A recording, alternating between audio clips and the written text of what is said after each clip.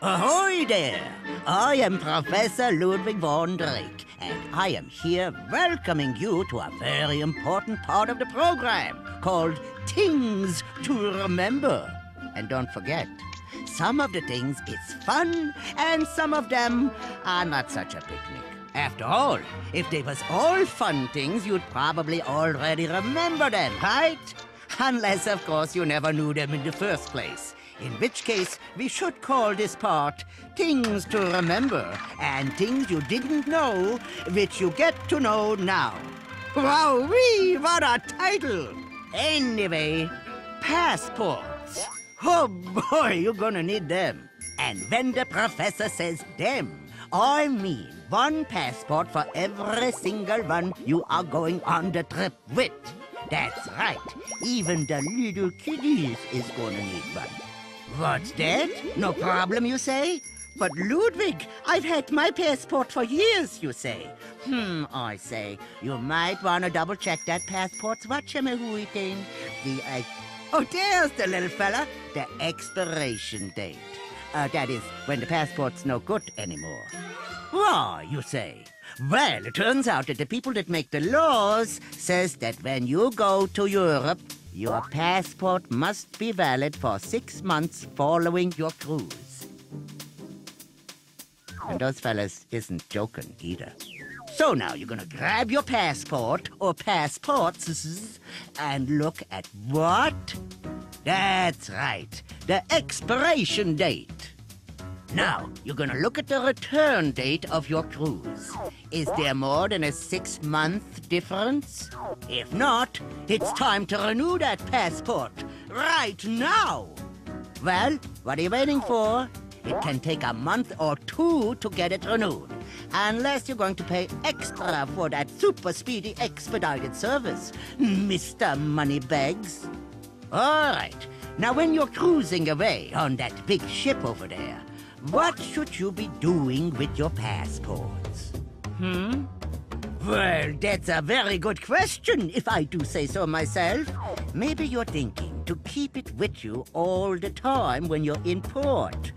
Actually, that is a really good way to lose a passport. And take it from me, that is the exact opposite of the thing that you want to do. What you do want to be doing when you're in the ports is to lock up those passports in your stateroom. And how convenient, because there is a safe in your closet for just that kind of thing. Oh, and another thing. It's a good idea to make a copy of your passport before you leave, and take that copy with you into the port instead of your valuable original. That way you're gonna have it with you, but not really with you. So, if you misplace it or get it wet swimming or while running from gladiators, you haven't really lost anything at all. And speaking of swimming and gladiators, not that I've ever heard of a swimming gladiator, but I don't know, maybe they like the water. This leads me to our next topic, shore excursions. Shore excursions are the best way to make sure you make the most of the ports of call. That's what it says right here. And wow, that's a lot of excursions. They even created some special ones just for your trip. How nice. Oh, but it also says that if you want to book one of these special excursions, you gotta do it on the World Wide Webatronic Matrix. That's right. Everything you need to know about is gonna pop up right in front of your face at this address right over here.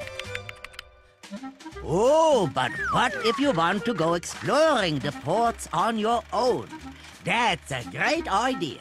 Just remember to bring euros, that's what they call the money over there, for cab fare and for the little things that you want to buy. Or the big ones. Or just bring one of those shiny credit card things for the buying of souvenirs and things like that. Which reminds me, it's a good idea to let the people at the credit card company know that you're leaving the country for a while. Anyways, my little cue cards over there are saying that if you need euros, you can get them at a local bank before you go. Or when you get there to Spain, you can exchange your dollars for euros at the terminal in Barcelona, or even on the ship. Wonderful! How do you like that? Now then, where were we? Oh yes, clothing. The things you'll be packing to wear on your fantastical European voyage. Well, the good news is you can leave your down jackets and woolen underthings down at home. Because, oh boy, that Mediterranean is one hot spot. Oh, not to mention it's going to be smack in the middle of summer. So you want to bring light and oh so breathable kinds of clothing. Oh, and don't forget comfortable shoes either. You're going to walk. Now, sometimes there's going to be formal and semi-formal nights on board the ship. So bring some of your nicer things to wear. Here's a quick example of what to pack. Let's see if you can spot the good ideas, would you? You see that? Mickey got the shorts right, but where's the shirt? Whereas my nephew here has a shirt, but apparently no pants. For you, pants is very important. Of course, Donald and I is some kind of a duck. We got feathers, which you don't. And you know, all the guidebooks say that both shirts and pants are very important when you go to visit religious sites or churches. And that means no shorts or tanky tops or that kind of thing, because your shoulders and your knees need to be covered up when visiting those kind of places. So, you may want to dress in layers, like this proper gentleman. And finally, since you now know what to remember when you get there, how about what to remember when you're going there? You know, a funny thing happens when you fly in an airplane for a long time. Well, it's not that funny. If you're not careful, you're going to begin to feel like a couple of dwarfs from a certain story I know, namely Sleepy and Grumpy. It's a phenomenon I call jet lag. But there are ways to avoid it. Are you listening? First, be well rested before you leave. Of course, that's easy for me to say since I'm not going. So, let's move on to tip number 2. When you get on the plane, set your watch for Barcelona time. Number 3, when you're flying, drink lots of water. This leads naturally to tip number 4.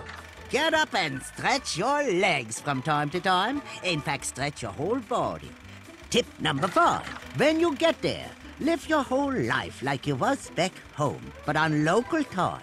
That means have lunch when the clock says noon, or 12:30 maybe, and sleep when it's time for going to beddy bye. Even if you don't feel like it, it's gonna help you out in the long run.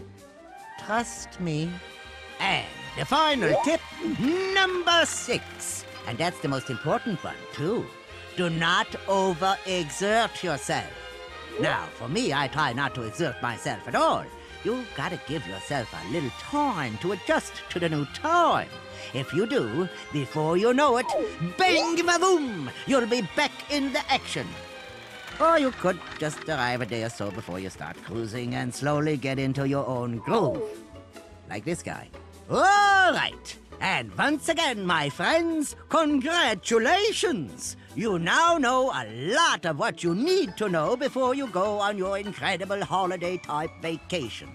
Just be sure to double-check everything in all of those brochures you've been receiving, or at this very extra special super-duper website that's on the web, on your computer.